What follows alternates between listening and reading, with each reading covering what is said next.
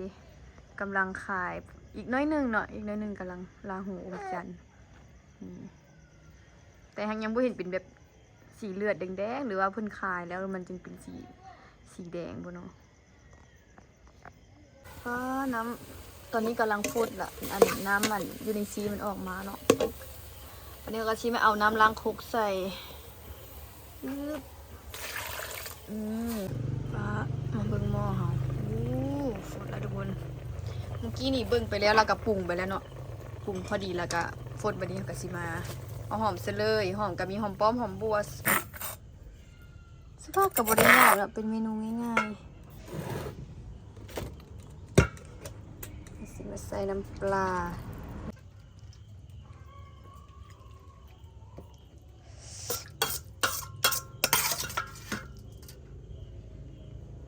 เกือบเค็มเลยนี่ยังไงไปไหมผลิตบายบายจุบลาเนี่ยจุบลาเนี่ยมาเลยสบายดีเด้อทุกคนยินดีตอนหาเขาสุดซ่องติ๊กสาวเราน้องซานเด้อเป็นแม่ลูกอ่อนแล้วตอนนี้นะ เนี่ยเอาแต่น้องอันสมฤทธิ์นี่เบิดมือเลยกลางคืนมันให้อีเมมันบ่ได้เอาเลยเมื่อคืนพาไปงานดอกมูแล้วก็บ่ได้เอา ให้อยู่ในอีเมเปลี่ยนกันเอาเนาะเอาผู้เดียวกับโบไหวเพราะว่าซ้ำนี่กำลังดื้อกำลังสนนะ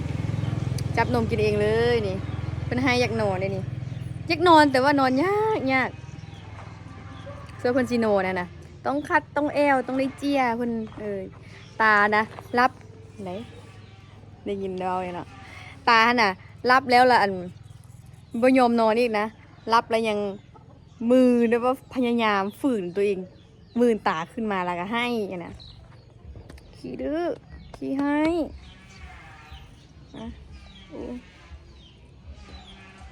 ตาน่ะสิรับแล้วนะต้องได้เจียสิแหละเพิ่นจึงนั่นนอนแต่ก็บ่นอนดอกเพิ่นก็คัดก็แอวจนมันเมื่อยเพิ่นจึงนอนลมน้ำแม่เดี๋ยวนี้ก็บ่อยากลมแล้วเด้อให้ลมน้ำแม่นี่บ่ลมแล้วเด้ลมวิดีโอคอลเนาะตอนนี้ก็เป็นค่อยค่ำยามแรงแม่ไปตลาดเพิ่นเอาเพิ่นก็เมื่อยเด้แล้วเพิ่นกำลังคานเป็นเนาะกำลังคานเป็นแล้วเป็นปลาบ่อยากอยู่มองเก่านะอันมื้อนี้ก็จะสิว่ามีก็จะว่ามีหยังก็มีปรากฏการณ์อีหยังพระจันทร์สีเลือดว่ะเบิ่งตอนแรกค่ะสิท่าเบิ่งเนาะนี่ก็บ่เคยเห็นคือกันแต่ว่าเคยได้เห็นข่าวอยู่จักปีมีเทื่อว่ะจักปีมีเทื่อ4 ปีมีเทื่อแม่นบ่4 ปีมีเทื่อนึงบ่พระจันทร์สีเลือดเนาะก็เจ้าว่าคำว่าปีนี้บ่ทันเบิ่งก็พุ่นเป็นปี2028พุ่นจึงสิมีพระจันทร์สีเลือดอีกสิรับแล้วทุกคนคันเงี้ยคุณนอนคุณดูได้หมดนั่นแหมอันเฮาสิมาเบิ่งก็เจ้าว่าจักโมงวะ16:23เนาะตอนนี้ก็เป็น6 โมงยังละอัน6 โมงยังก็จะฮอด6 โมงปลาย23หาสิลองมาเบิ่งจนฮอด7 โมงว่ะชั่วโมงเดียวนึงมันจะขึ้นแต่ชั่วโมงเดียวรับทุกคนว่าตอนอันเอานอนดีๆบ่นอนนะอันแล้วเฮาสิมาเบิ่งเนาะแต่ว่าตอนนี้เ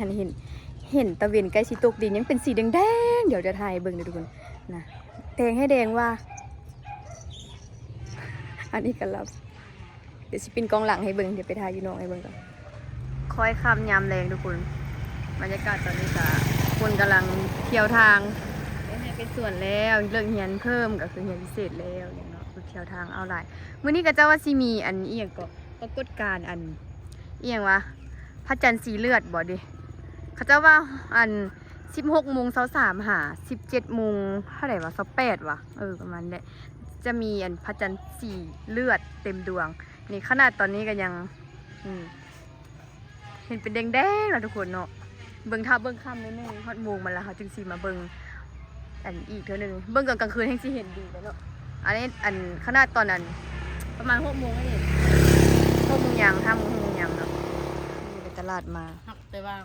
เขาเอาหมดละนี่เห็นก็จะเอาลงว่ามีขายตลาดเก่าเอาแต่ผักหางมาซุปยากอยู่ว้าพอดีเห็นนกเส ยามนี้มีแล้วอะผักหากว้าทุกคน บานมีแต่มัดเดียวหรือเปล่า อันนี้บรอกโคลีเนาะซื้อมาให้น้องสมฤทธิ์ต้มข้าวว้ามีผักยามนี้มีผักหากแล้วทุกคนรู้ไหมพอดีเห็นกับเจ้าเซละอัน คิดยากอยู่ผักหากนะผู้ใดเคยกินเด้มันเหม็นๆ มาซุปใส่กับผักเน่ามีแต่แนวเหม็นๆซุปใส่กันนะแซ่บอันนึงก็มีเป็นผักหวานเนาะมีผักหวานผักหากซุปใส่กันแล้วก็แซ่บเอาคือมี2 ถุงอันนี้2 เจ้า สังเจ้า ว้ามันมีแนวแซ่บแล้วทุกคนเลยเห็นกับเจ้าเอาเท้าลงบ่ทันบ่ได้กินซ้ำเท้าเห็ดซุปผักหากกินนี่โคตรแซ่บเลยนี่ผักหากผักหวานผักเน่าป้าสุดยอดนอกค่าเนาะแซ่บแต่บ่มีก็ที่ได้ซุปแต่2 อย่างเนี่ยผักหวานแกงใส่มดไข่มดอันไข่มดส้มก็แซ่บตอนนี้น้องอันสุริตนอนละหลับละนี่อีเมมาเมื่อกี้ตื่นมื่นตาบอกง่ายๆทุกคนมันนอนต่อถ้านอนบนสนิทอันรับบนสนิทนี่เป็นไปวางบนหนึ่งนี่มันให้เลยตื่นเลยนี่นอนแป๊บเดียวต้องให้อันเจียดนๆหนึงเอาโดดๆหนึงแล้วจึงวางเขานอนกระเจี๊ยบสุกผักอันนี้เป็นอย่างมักซิดาพี่เมย์ไปตลาดมา เดี๋ยวจัดเป็นเมนูของแมลง เอาตัวไก่ไล่มัน ตุกไก่แล้วมาสิ ตัวมาไล่ไก่ งั้นสิมาซ้อมผักเน่าผักเหลือผักขะ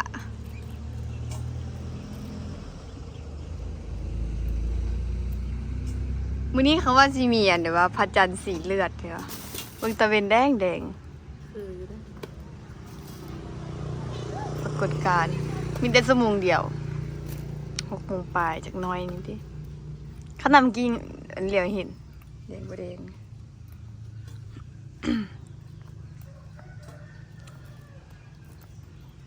แห้วเนาะผักขาดไปผักเน่าเดือนฮอนแท้ฮอนว่ามืดยามหนาวเด้หนาวก็หนาวพูดอันฮอนก็ฮอนพูดบรรยามฝนนั่นสิบ่ได้ไปสิเด้อเลยอยู่ฝุ่นแยะอยู่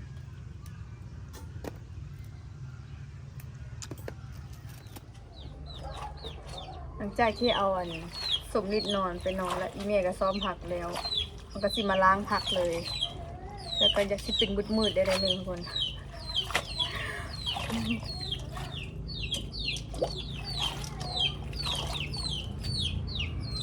มันจะมาล้างน้ำใส่น้ำกันเลยผักหากแล้วก็ผักกันเน่า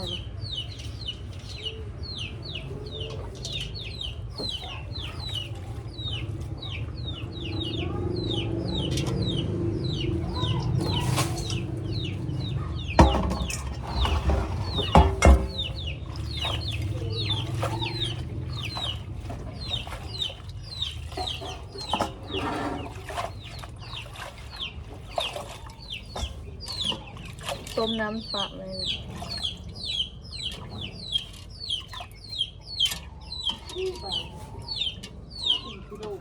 ใกล้ๆจ้ะเมย์จะมาว่าพอดีน้ำฝนแล้วก็สิมาเอาผักที่เราล้างนี่ลงไปเลยมันลวกก่อนกลิ่นนี่แบบกรุบเลย มีแต่เนี่ยมันเหม็น เม้นหักเตยว่ายากมัน เหม็นแต่แซ่บนี่แม่บอกสมฤทธิ์โทรมาทุกตอนลูกมันนอนตลอดนะนี่เขาก็สิต้มปลาให้มันเปื่อยก่อนนะทุกคนบุอัดที่แม่ฝาโมยเนาะอัดแล้วมันสีเหลืองมันเนียนมันสุกละเมื่อกี้มีบีบเบิ่งมันเปื่อยแล้วทุกคนไว้เชียวออก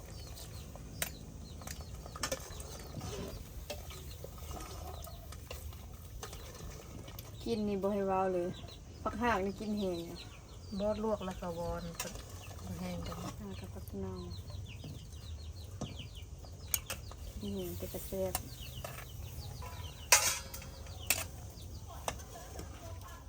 แล้วในสิยกโถกอ่ะ โอ้ลงมา กินมันตีนาน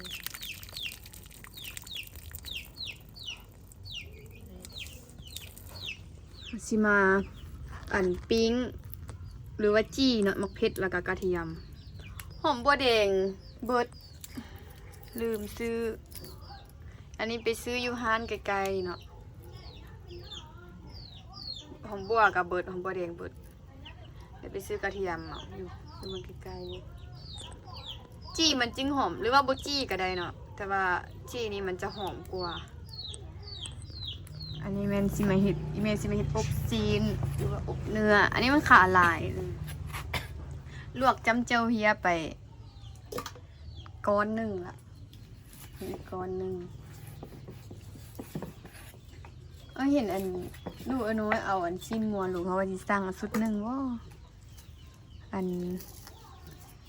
เอามาเฮ็ดลาบนะเขาจะกินลาบนัว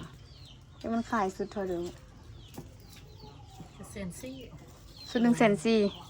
เขาขายอยู่ตลาดเซนซี่ สุด1ได้โลนึงวะรวมเครื่องในรวมเด้อ ไม่ได้ถาม เครื่อง เล ใน ย เด้อกับซีนฮัลโหลนึงไปจ้ะ แล้วมันสุดลาบกับมีอยู่นะบ่ได้ถาม หน่อยสิ เอาน้อยไอ้อุดอะนะ เออ เอาคือมาขายซีนมือนั้นนะหอย อัน เขา นี้ก็ซื้อน้ำมันหรอบ่ เขาขายอันนั้นบุญกินเจียงมันคือให้มันไปซื้ออยู่ เซนสามเป็น นี่ว่าเอาคือถือก่อนซะนะ บ่ฮู้แล้วถามเบิ่ง มันขายตลาดหั่น บุญกินเจียงคือให้มันไปซื้อซีนอยู่คันว่าขายซีนเขาไปซื้อว่ะ บ่มีอันค่าติ อบขาลายครัวสติ๊กเขื่อนมือดองอันก็แซ่บมาหลังที่จากอันจีมักเผ็ดกระเทียมแล้วก็สิมาตำเครื่องไว้ทุกคนตำเครื่องซุปเนาะก็สิใส่เกลือน้อยนึงเดียวใส่เกลือน้อยนึงเพราะว่าใส่เกลือเป็นน้อยนึงว่าให้มันฟุ้งค่ะนะแล้วก็ตำเลย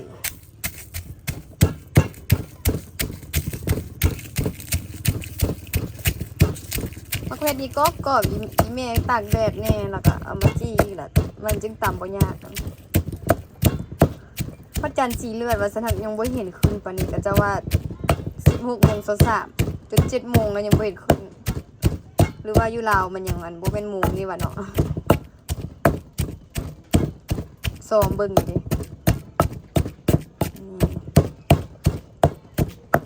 ขิงกระเทียมเผ็ด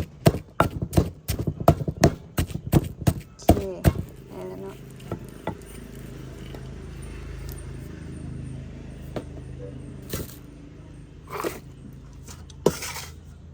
แล้วก็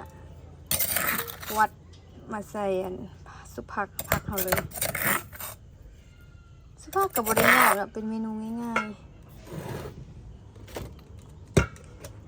ๆสิมาใส่น้ำปลานิดนึงยามันเค็มใส่ปลาแดกก็ได้เนาะแต่ว่ายามันเค็มแล้วใส่น้ำปลาไปก่อนค่ะว่ามันจะจึงเอาปลาแดกใส่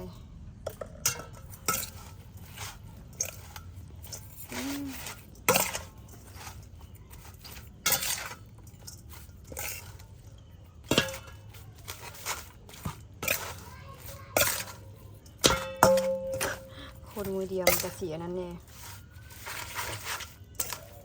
สมฤทธิ์ตื่นละอีเมลไปเอาสมฤทธิ์ละนี่ใครจับกองให้นี่เดี๋ยวคุณสุภาพของเราก็แล้วล่ะไม่มีอย่างง่ายสุภาพนี่สุดง่ายเป็นอาหารที่แบบง่ายๆแล้วก็แซ่บบ่ายข้าวเหนียวนี่ก็คือยอดเลยตักใส่จาน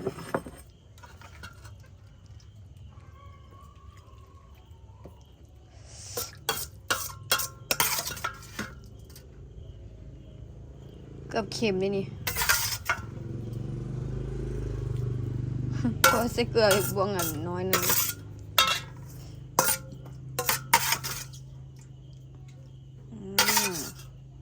นอคาซะนี่แห้งคักหรือว่าผักหวานสีตื่มเนาะ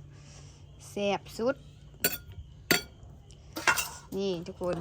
แล้วซุปผักหักใส่ผักขะใส่ผักเน่าต่อไปก็คือเฮ็ดอบอันนี้อบชิ้นงัวบ่เห็นอันพระจันทร์สีเลือดสำทุกคนบ้างไหมแต่ว่าแบบมืดสนิทเลยท้องฟ้ามื้อนี้นะหรือว่าอีกประมาณ8 โมงบ่เนาะจึงสิเห็นไหมเบื้องนี้ก็บ่เห็นก็แต่ว่ามันจะขึ้นทางตะเวนออกก็คือทางนี้เนาะแต่ว่ายังบ่เห็นฮอดพระจันทร์ปานนี้ก็คือมืดตึ๊บเลยมีดาวอยู่เนาะนี่เดี๋ยวเบิ่งประมาณ8 โมงค่ะสิทาเบิ่งอีกก่อน จะเห็นอยู่บ่แต่ว่าเห็นก็จะเอาลงแอปฟ้าละเด้แต่ว่าบ่ฮู้มันทางฝั่งไทยบ่เนาะมันเป็นอันพระจันทร์สีเลือดล่ะบัดนี้แม่สิเฮ็ดอบบัดนี้ตำกระเทียมบักเผ็ดใส่มีขิงพร้อมตำขิงใส่พร้อม คิดวิ่งเดียว เบิดละขิงเด้ เนี่ยเติมเลย นี่ตั้งใส่น้อย เติมมันหอม หอมบัวแดงแล้วมันจนงอกอันนั้นแล้วนะมันเป็นกลิ่นเลยตีบ่แม่มีขี้ไส้อยู่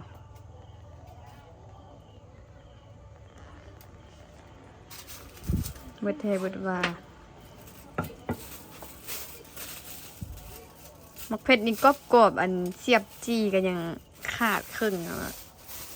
เอาตากแดด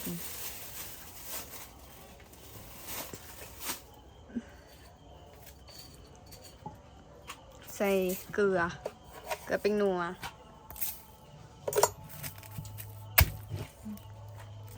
ตำนี่ปรุงออกละตำใส่อบเอาไปขี้หูดยังมีอยู่อ่ะ เนี่ย ข่าบ่มีครับ อย่างน้อยหนึ่ง ก็คือว่ามันตำเส้นเดียวใช่ มันแห้ง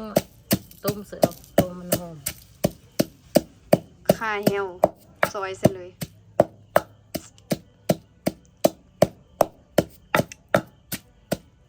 บุเส้นไข่วะ โอ้กินไข่ก็เสเบอร์มันเอา ต้นมันเหี่ยวแล้วเอาใบมันใส่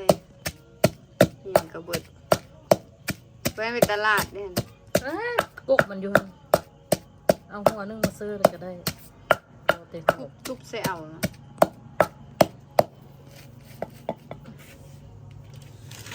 มันก็คือเนื้อแดงขึ้นเนาะแล้วก็ตักอันนี้ใส่หม้อมันแดงเกิน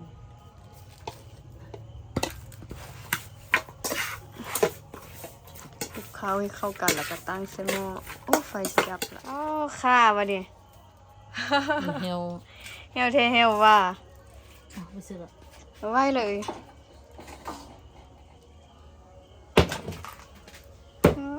อันนี้หัวชิ้นไข่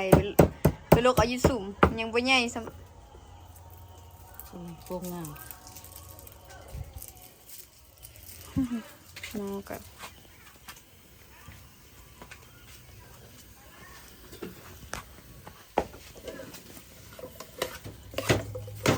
คั่วก่อนคั่วนิดนึงแล้วก็จึงเอาน้ำใส่อบขาลายแซ่บสุดขนาดลวกมันก็ยังบ่หยาบเลยค่อยๆซะนี่มันคา ข้าวแห้ง คาแห้วเนาะเป็นคาแห้ว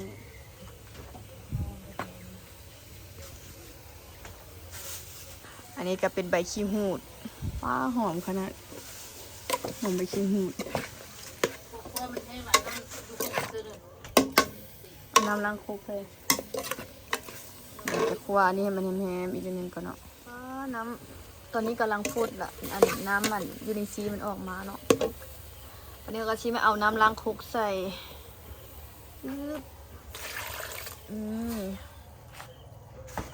เป็นหญิงต้องใส่น้ำล้างคุกเนาะ มันก็แซ่บอีกเลยเพราะว่าล้างเอาเครื่องที่เขาตำอยู่คุกมันเนาะเขา อกใส่ตื้มนะแบบเข้มข้นนัวตื้มบัดนี้เขาก็สิมาปะไว้ให้ซีนสุกเนาะซีนสุกแล้วก็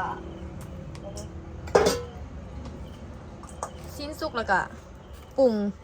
งรสใส่หอมใส่เหี่ยวแล้วก็เอาลงเนาะอันนี้ถ่ายซีนสุกก่อนโอ้ทุกคนเขาว่าก็จะว่าเพิ่นพัดจันทร์สีเลือดแต่ว่าอันนี้แม่นกบกินเดือนตินี่หรือว่าแบบก็กบกินเดือนหั่นล่ะเนาะแม่นบ่กบกินเดือนเวลากบคายเดือนออกมาแล้วมันก็เป็นเดือนแจ้งเป็นเดือนนั้นเป็นพระจันทร์สีเลือดหั่นน่ะเนาะแม่นบ่พอดีเห็นหมู่ส่งมาว่าอุ้ยซูพระกบกินเดือนว่าซั่นแหละพอดีก็หีบหีบน้ำทองใส่อบหั่นละกะเลยเอามาเบิ่งแม่นแท้เดี๋ยวจักหน่อยเขาแต่งกินแล้วจึงมาเบิ่งอีกสำพอแบบมืดตึ๊บเลยนะเนาะมาเบิ่งหม้อเขาฝดแล้วทุกคนเมื่อกี้นี่เบิ่งไปแล้วเราก็ปรุงไปแล้วเนาะปรุงพอดีแล้วก็ฝดบัดนี้เขาก็สิมาเอาหอมใส่เลยหอมก็มีหอมป้อมหอมบัวซอยเนาะเอาหอมใส่แล้วก็ปรุงได้แบบนี้เพราะว่าเขาซีเมื่อกี้นี่พอดีแล้วยักอย่างนิดนึงแล้วตื่มน้ำปลาใส่น้ำกะสิเอาหลายเนี่ยเพราะว่าอีพ่ออีแม่กินพระเจ้านะกะสิเฮ็ดน้ำเอาหลายนึง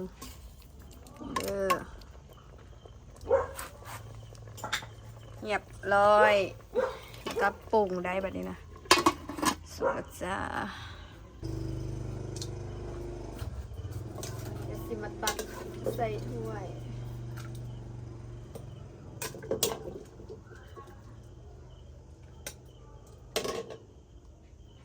อันนี้ว่าสิขายเอาทิมเลย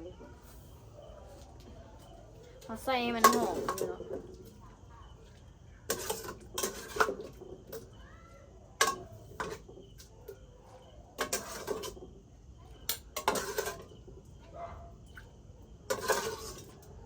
พอดีได้ถ้วยนึงเลยร้อนนี่อบเฮาอันนี้ก็เป็นซุปผัก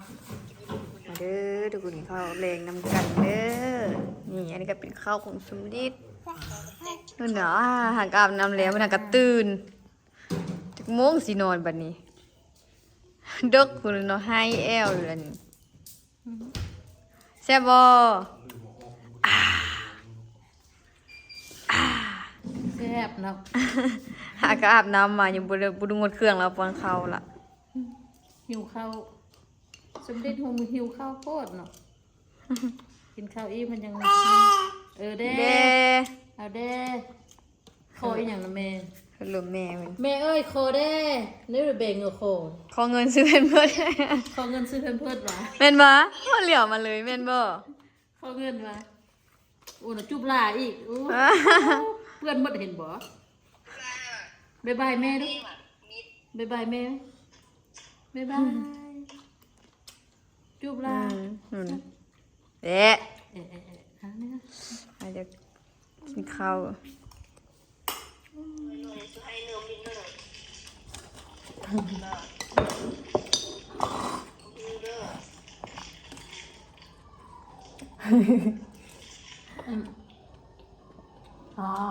แซ่บบ่เท่านั้นเป็นน้ำปิ้นสุกผักผักหัก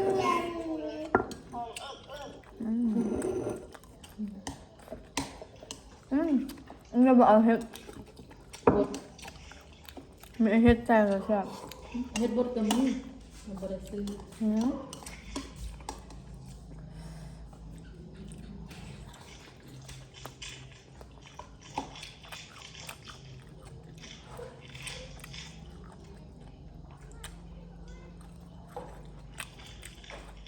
เอ็มละพอละขยันกินอบจะกินข้าวนี่อีกกินข้าวเหนียว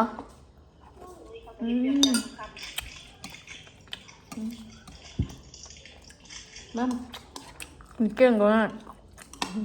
มัม กินนมกินขนมกินข้าว กินสลีอีกมัมมากินอีก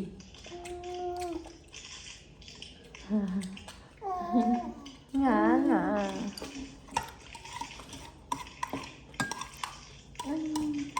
ไปนุ่งเสื้อบันนี้นะ มันสิตุยเลย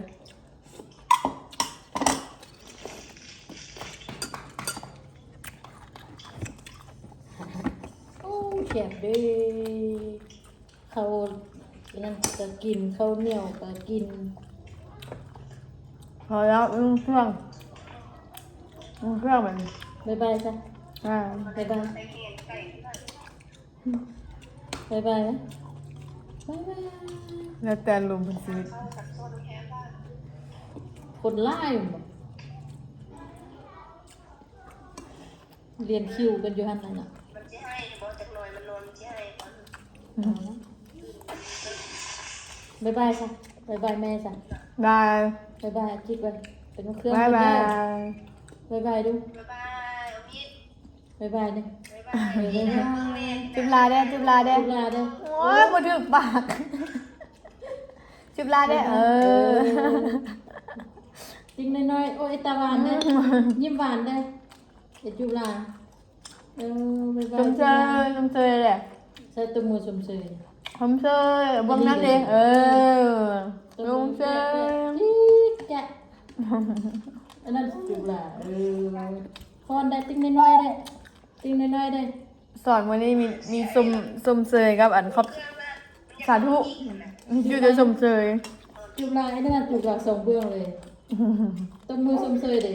ตัวมือเป๊ะๆตัวมือเป๊ะ เอาไปลงเครื่องมั้ย ๆบ๊ายบายจุฬานั่นน่ะเลยจุฬาโอ้ นั่งขี้มูกไปแล้ว โอ้เป็นนานอ่ะเป็นนานอีหยังอีกสบายไหมสบายไหมเป็นเพื่อนตัดดึง ตอนนี้กินข้าวอิ่มแล้วทุกคน มาเอาสมิธให้อีพ่ออีแม่กินข้าวมาเบิ่งอันพระจันทร์นี่เนาะมาเบิ่งแล้วยังบ่ขายเด้แล้วยังอันอมเขาอันภาษาไทยมีหยังลาหูอมจันทร์บ่มันยังอมจันทร์อยู่ตอนนี้กำลังขายแต่ยังบ่เห็นเป็นสีเลือดบ่เห็นเป็นสีแดงขอหยังอยู่แล้วแน่ขอหยังสมิธขอหยังเบิ่งนะพี่ เดี๋ยวปีนกองหลังให้เบิ่งเนาะปีนกองหน้านี่จะบ่เห็นดอกมันอยู่ไกลดิกำลังขายอีกน้อยหนึงเนาะอีกน้อยหนึงกำลังลาหูอมจันทร์แต่ยังบ่เห็นเป็นแบบสีเลือดแดงๆหรือว่าเพิ่นขายแล้วมันจึงเป็นสีแดงบ่เนาะ